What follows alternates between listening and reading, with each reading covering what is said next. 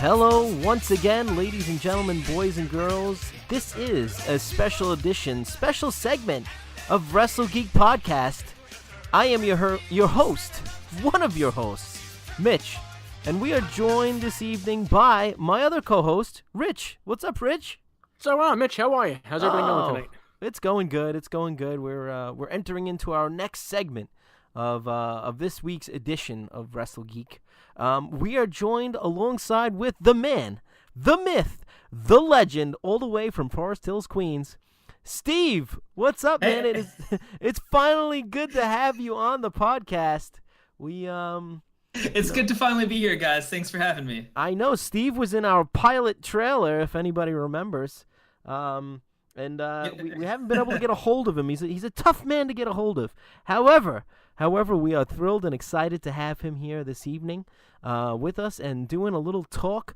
This discussion is going to be solely 100% positively based on the Teenage Mutant Ninja Turtles. That's right. One of my favorite properties, one of my favorite intellectual properties growing up. One of my favorite cartoons of all time, favorite action figure series. It's ingrained in, I think, in all of us 80s babies. It's just part of who we are. And tonight we're going to be talking about a little bit of everything. We're going to kind of sprinkle it all on, and we're going to turn up the juice, and we're going to see what shakes loose. So, yes, Right. that was in fact a Beetlejuice reference. So we're keeping it 80s right now. So obviously, being born in 1982, my first memories of the Ninja Turtles was probably walking into Toys R Us and seeing the Ninja Turtle action figures up on the shelves. Not quite sure 100% what it was. Later on, of course, we find out that it was a TV series, and a very well done TV series. I might add also. What's your first memories as a child or as a young boy, Rich, of the Ninja Turtles? I remember just getting up on Saturday morning and watching the cartoons. That was my big thing. Yeah, absolutely. And Channel 11 had the rerun episodes during the week, so you'd be able to watch that. Well, at least in New York, yeah, that's what it was. It was Channel 11. Yeah, I remember. Yep. And what about you, Steve? What are your earliest memories of the Teenage Mutant Ninja Turtles? It's funny because the thing is, I don't really remember like the moment that I was introduced to them. I kind of remember they were like just always there. But like my real earliest memories, my cousin, he had like all the figures and he had like some of the toys, and then I had some of the toys, and I remember I had like this Teenage Mutant Ninja Turtles like pizza menu. It was like this pretend like pizzeria playset where it was like being run by the Ninja Turtles, and so you had like menus and you had stuff like that. And so I remember like the first memory was having like a pizza playset with the turtles, and just always knowing that like pizza and turtles went together. Oh yes, and they definitely brought. I think I was talking about this with somebody else not too long ago, and we were talking about how I remember there being several pizzerias in the neighborhood in Queens, over in Ridgewood, Glendale, Middle Village. There weren't like an overabundance of them when I was very young. And then I noticed that around 1987, 88, 89, when I was a kid, that all of a sudden I wound up seeing all these pizzerias popping up. And I think not only because it's a lucrative business to be in, from what I learned later on, kind of wish I had opened a pizzeria years ago. But I did find out that I think the Ninja Turtles' obsession and love for pizza definitely spiked the pizza business. I think it was very apparent that all these pizzerias were a product of the Ninja Turtles. At least I like to believe that. You know what? That's actually a really smart kind of like theory, and It's true. I love that, because the thing is, I feel like that's so true. Like I remember that there definitely weren't as many, and then all of a sudden, like just like it was everywhere. And I remember even like with some of like the tie-ins like places had, like they'd have like takeout boxes that had them. So I think the Turtles definitely leaned heavily into that and definitely kind of like helped, that like industry kind of like stay relevant. And you're like what 20 years later, maybe more, still talking about them is pretty cool. Absolutely, absolutely, and they've had several different incarnations over the years. Obviously they all stem from the original. Which I mean, obviously it was a comic book first, but graphic novel, and then became a TV series. They kind of adapted everything to the action figures, and it was a good time. Don't forget about the video games also for Nintendo. Oh my gosh, the arcade games, Yep. and then that super hard video game that they had for the NES, where it was almost impossible to get past this one scene. We had to jump over this little hole. It was like a platform. Meanwhile, you find out later on in life that you didn't even have to jump. All you could do is all you had to do was walk straight across it. Let that be a life lesson to everybody. Like, Exactly. You don't need to jump over the potholes in your life. You could just walk over them. Just walk. That's it. Just walk. Just gracefully walk over the hole. That sounds terrible. But anyway, yeah. So, but yeah, the 1980s Ninja Turtle cartoon series. We had some pretty cool characters that were adaptations. We had the four turtles, obviously. We had Splinter. We had April O'Neil. We had Irma. We had Vernon Fenwick. We had Byrne Thompson over at Channel 6. We had Krang, Shredder, Casey Jones.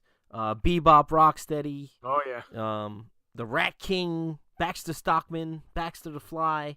I mean, the list goes on and on and on and on. Very cool TV series. Well, what are some of your thoughts, Steve, on the original Ninja Turtle cartoon series? Yeah, I loved it, and around the time of the new movie that came out a few years ago, like the first one of these new ones that they made. Right. I went out and like I made sure to like buy like the DVD sets because for whatever reason I guess I didn't have them because they were just always on TV. Right. And so I rewatched most of them. So it's funny. It's still like really in my head, and they were just so fun, and they still hold up. I think there really was not there really isn't any other show that was as like inventive or as cool as the Turtles. They took it like it was based on a comic book, and Right. the comic book was really, really dark. It was in black and white. It's much different than what we have now, but like they made it so fun where like you're a kid, you're watching like teenage turtles like just like goof around, eat pizza, and fight like these like cool bad guys. Like to me, it was cooler than like Batman and Superman. I mean, like they were like these were people that I wanted to be. Like I wanted to have turtles because of the cartoon, and so like when I was rewatching it, it was fun to see how much of like the show influenced the toys and how much of the toys influenced the show. Where kind of like went hand in hand. Where like you could go to Toys R Us, buy like like Mikey's skateboard, and then you could bring it home, and then the stunts that you could make him do on the skateboard, you would see him do on the show. And I remember like just like it was everything. Right. I don't really think there was any other cartoon or really any other show that really was quite like that. Everything else that came after it, like Biker Mice from Mars and Street Sharks, like they wanted to be turtles. And if it wasn't for turtles, you wouldn't have those. And remember Battletoads? yeah. Oh my God. Battletoads. I remember that. What a knockoff. Yeah. Who was your favorite character, Rich, growing up in the with the original Turtle cartoon? Oh, I gotta go with Michelangelo. Michelangelo, yeah. Yeah, Michelangelo was always my turtle to go to. Him, and then and my number 2 is Raphael. Always those two. What about you, Steve? What do you say? Based on mood, it would change a lot. But most of the time, I was a Leonardo guy and I was a Donatello guy. I like Leo. I like that he was the leader. Right. Almost for the same reason why I like Cyclops. But I was like Leo because I like that he was the leader of the bunch. Yeah. But I really like Donatello because I like that he was like the smart one and he was kind of geeky. And so for me as a kid, I was very nerdy. I was very geeky and I always deal with bullies and just shit like that. And so for me, like as a kid, I always felt like Donatello. And Yep. so based on I was like gonna say that Donatello is my favorite yeah. Teenage Mutant Ninja Turtle. Yep. So I mean, as far as the turtles go, yeah, Donatello definitely the favorite of mine. I felt like since he was like the intelligent one, maybe he should have been the leader of the Ninja Turtles. Like he had all the brains. Yeah. It's a valid Um, point. I feel like I was always like a heel guy. Like I always liked the bad guys. Like my all-time favorite Ninja Turtle character is Krang. That's my favorite. You know you want to do the impersonation. You gotta do it. You do it. Come on. I don't think I have it in me today. Come Oh, on. I think you do. The people Shredder, you moron. But yeah, I still want to meet Pat Frowley. Also, I wish I could. I know he did an appearance like a year or two ago. I wish I could meet him. I want to just have him like make a voicemail for me or something like that. Like when you call, you get him on my voice. Richo, you moron.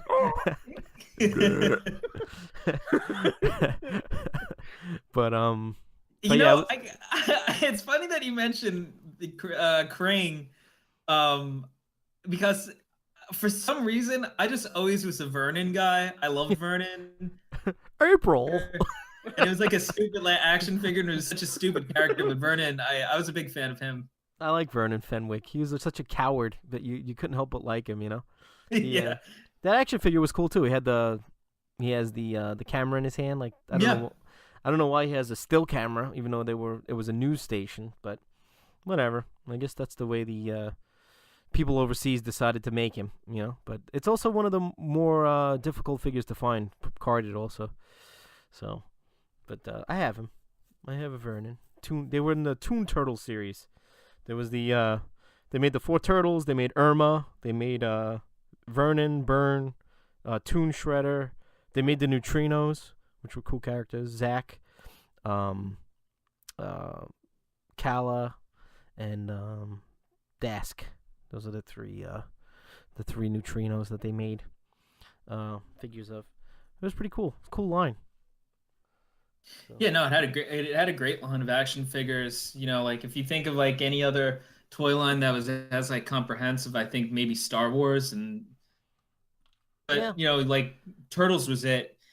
They had the coolest like vehicles and stuff and everything.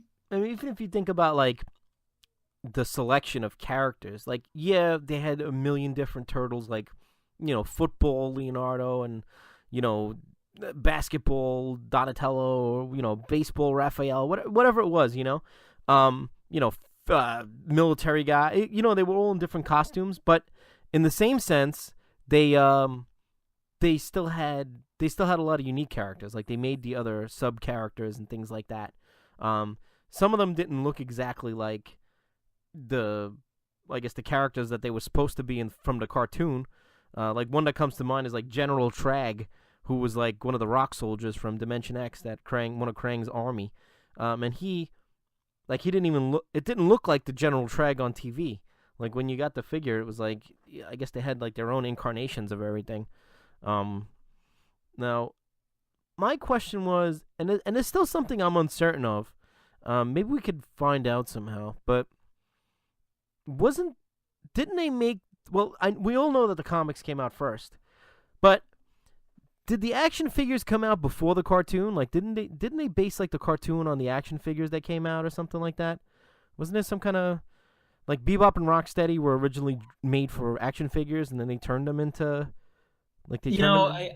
That sounds about right. I have this book that they released on the Ninja Turtles. It's like this. It's a really cool book by Inside Editions, and they have like a whole chapter on like all the figures and the history of like which figures were released and what came first. I don't remember specifically, but like I know you're absolutely right. There were a few that came out first and then were in the show. I know it was the same thing with some of the vehicles. I know some of the vehicles absolutely were toys first and Yep. then in the show. Yeah, I remember watching because every night for a while recently, I was tried to start because I have the box set that looks like the party wagon, and Richie actually has it too, right, Rich? Yeah, I got the same one. Yep. Yeah, and so I was trying to watch them in order. I felt like the first like 3 or 4 seasons were very solid cartoons. I felt like maybe after like the 3rd or 4th season, I felt like they started to decline in like value, like rewatch value. Like maybe when we were kids, they were cool because there was a new cartoon coming out and it was the new episode and stuff. But when you go back and try to watch like the later seasons, I feel like they're not as good as like the first few. Like I felt like it got slightly repetitive like as it went on. I mean it's still cool to watch because I like to see some of the different villains and stuff. But when they had like that guy Dreg come in, like because Shredder and Krang got like banished like completely to like Dimension X, I think it was, or whatever, and then they brought those other guys in. That was like later on. I think it was the last season or 2, and those I wasn't really a huge fan of that. So, are you guys with me? Yes. Oh yeah. It's been ages since I've actually watched the cartoon itself, so I really got to go back and watch it. Yeah. I mean, I guarantee though, when I probably start rewatching the series though, everything will probably come right back to me. Like, oh yeah, this character, that character. But it's like it's been so long. Yeah, there's so many characters that like Steve was saying that like were made into action figures first and the vehicles, and they put them in the cartoon for the sole purpose of I think selling the action figure Oh, and the accessories. Straight up marketing for sure. Yeah. Yeah. So, but good. And then of course when we were kids, we had the movies come out. As a young kid, I personally didn't really have exposure to the comic books then. And so the Ninja Turtles I knew were the ones that were shown on TV. So when the movie came out, I loved it, of course. But I feel like it was, the first movie was very dark when you were a kid. Oh yeah. So, you were like going into it, you were expecting to see Krang and Shredder and Bebop and Rocksteady and the Technodrome and the modules and then when you get into the movie, like when you were a kid, it was like, wow, this is something like different, Meanwhile, they were it's like street gangs and people getting robbed and attacked, and it's like, what the hell? What are we watching here? And the foot soldiers were actually real people; they weren't robots, So it was like it was a different thing. But back then, I didn't know that it. You know what I'm saying? Like I didn't know that that's how the comic book was. That they were loosely basing it on the cartoon, like with the different color bandanas and stuff like that. But it was mainly supposed to be like kind of like paying homage to the comic book. That's what it was really based on. But going back on now, of course, it's awesome to watch because it's real. It's also realistic. It wasn't like far fetched. I mean, right? You know what I mean? Like it was like they were regular dudes dressed in like ninja outfits, and then the Turtles were the only ones, and Splinter were the only ones that were really like mutants. You know what I'm saying? Yeah. Yeah, it's one of the same reasons why I think like movies like Jurassic Park hold up, because instead of like doing CGI or anything like that, like it was like they were real, and like you could watch it to this day, and like the turtles still look so much cooler than like the CGI ones because like they're actually real, they're actually there. And animatronic is a lot better, more or less, than to CGI because you have more of that connected feeling, I think, when you're watching it on film. Yep, absolutely. Yeah. Plus, you had the master Jim Henson doing it. I mean, absolutely, he was the man who was the man. I mean, and if you look at it, it still holds up now. When you watch the movie in HD, it still looks great. Like the costumes still look great. And I mean, Steve, what's your thoughts on the original Ninja Turtle movie, the first one?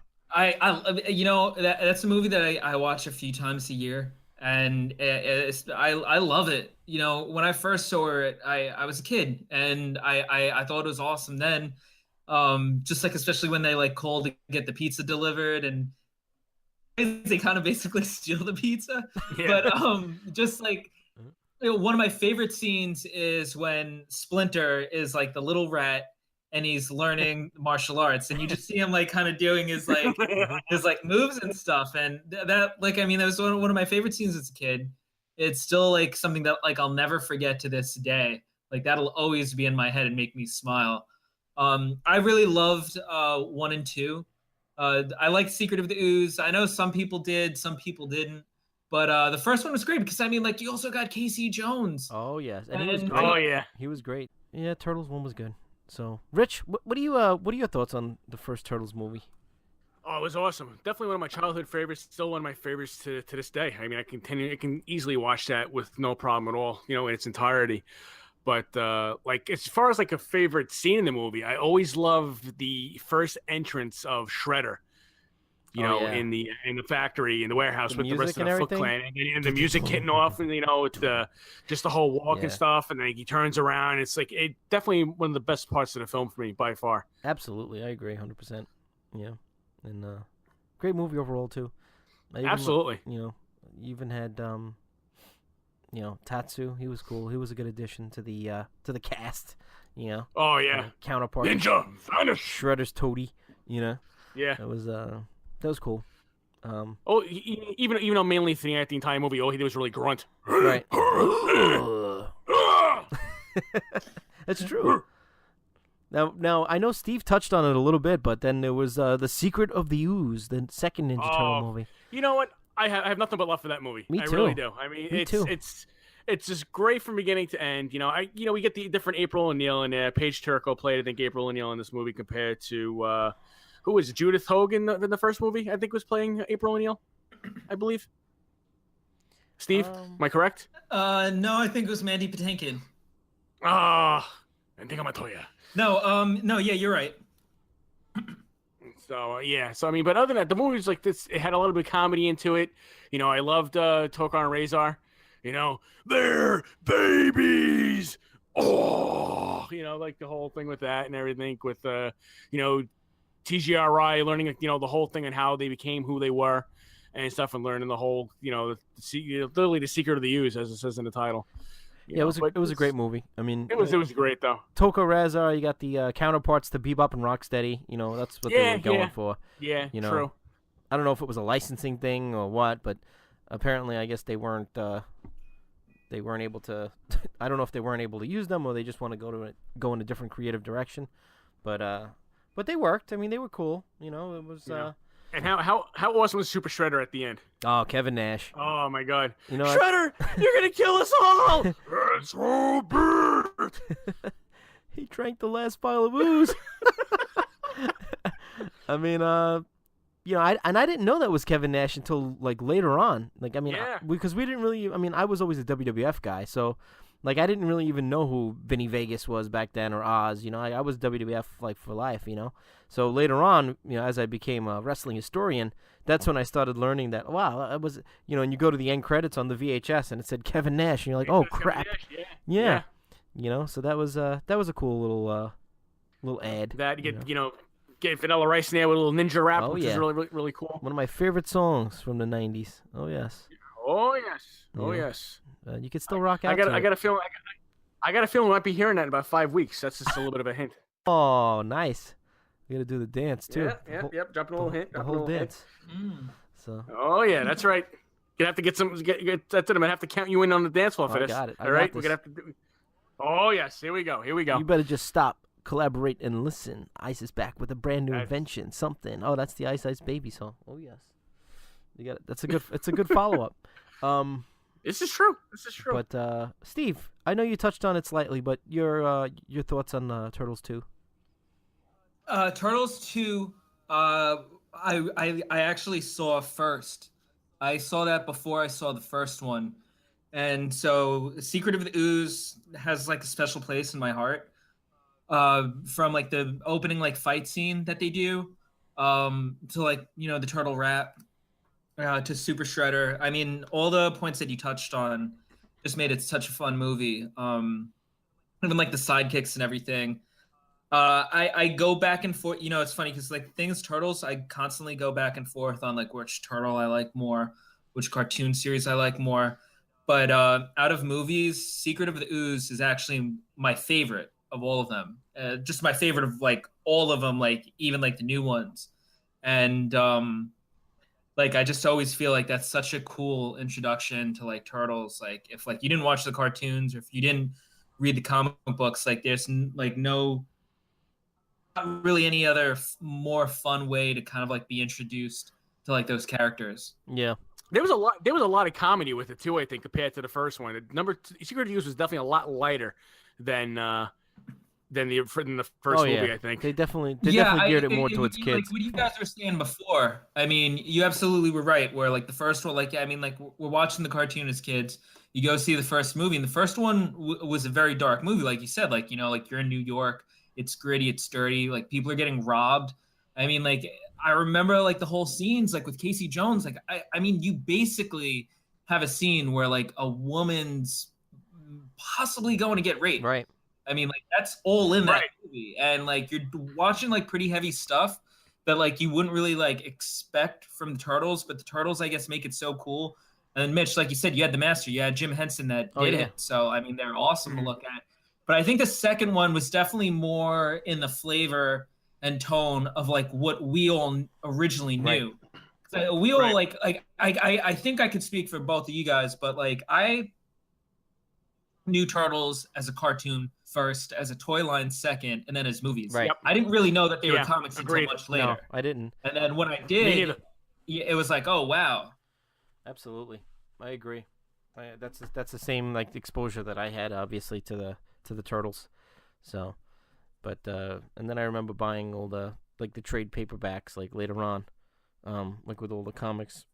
You know, they were like almost in volumes. They were so hard to get at one time too. They were very expensive. Then I think they started releasing like later editions and stuff, and the prices went down on them. But I had like the original books, like I wish I could find them. I have them somewhere. I gotta locate them. I think they're down in my dungeon, down in my house here. So in the crawl space, the dusty sand pit. So, but yeah. So you know, 2. I mean, then there was Turtles 3, which you know it's like the bastard child of the Turtle movies.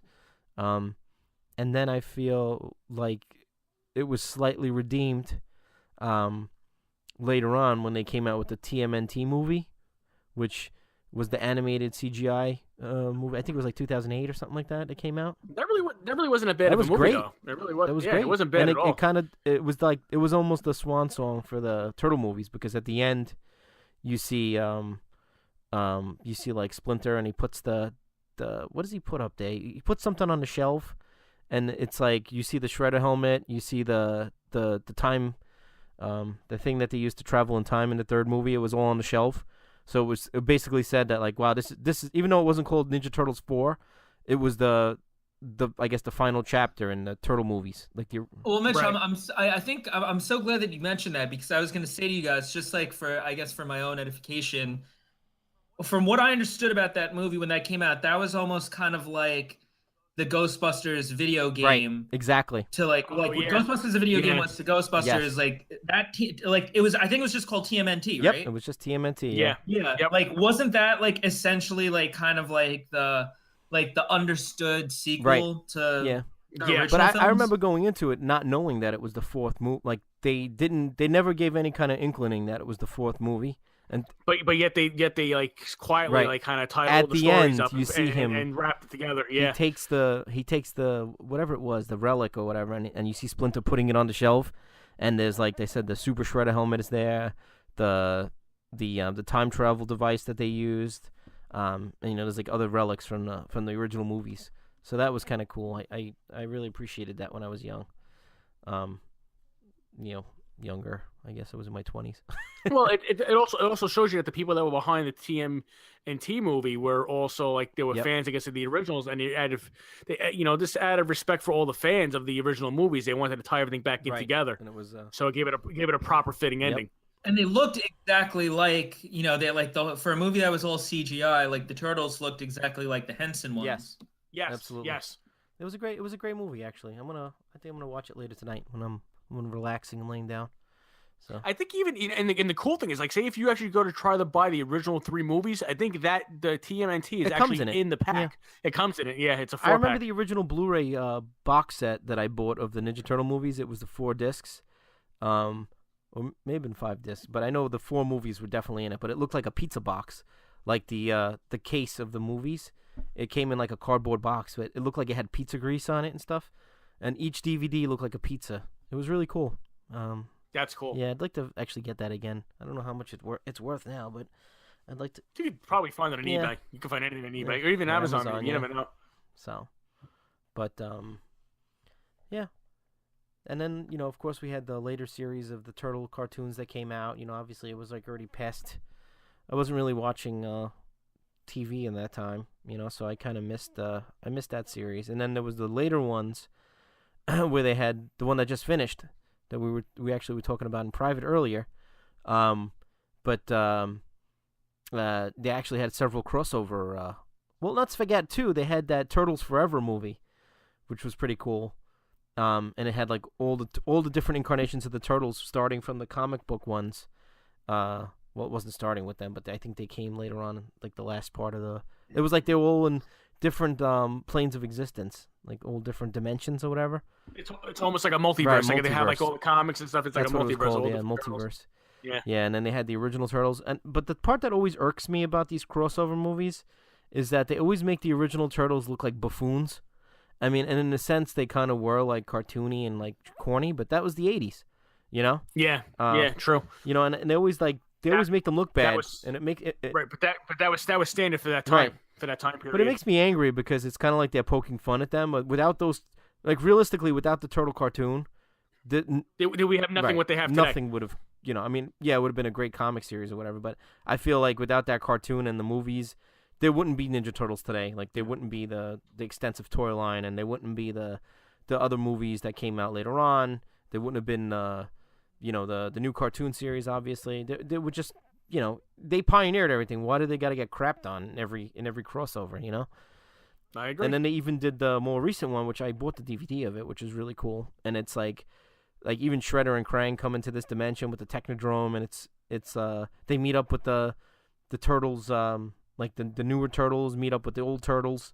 It's really cool. It was a really cool. It was well done, and they made the turtles look pretty bad, but they like kind of gave them their shining moment like at the end. So it was a much better representation of the original turtles crossing over into the new existence of I guess the new world.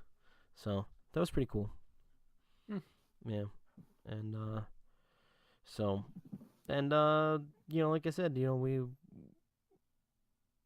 we have now dawning on us a new Ninja Turtle cartoon. Steve, you're a little bit more privy to this stuff. Can you tell us a little bit about that? Like give us the news. Yeah, newsroom. I'm pretty excited for this one. It's called Rise of the Teenage Mutant Ninja Turtles. It's going to be on Nickelodeon. It's a 2D animated series. So they're going back to the classic animation, whereas the last one was 3D.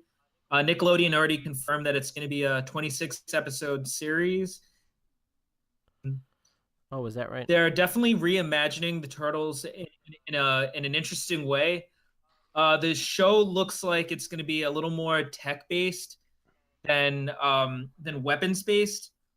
So the weapons have been changed, and they released art that shows all the turtles together with April, and then they released individual shots of the turtles. And I like the animation, but the costumes, the costumes look a little bit like an homage to the classic ones. Uh-huh. And maybe a little more like the movie ones that just came out. For example, like Donatello, he has like the goggles on his head. Right. That was like the last 2 movies that came out. But then you have like Raphael, who looks pretty traditional with like the cracked shell and bandana. It looks interesting. I mean, it's Turtles, so I'll definitely watch. The voice cast is pretty cool. They've got a really good. They've got like Ben Schwartz from like Parks and Recreation.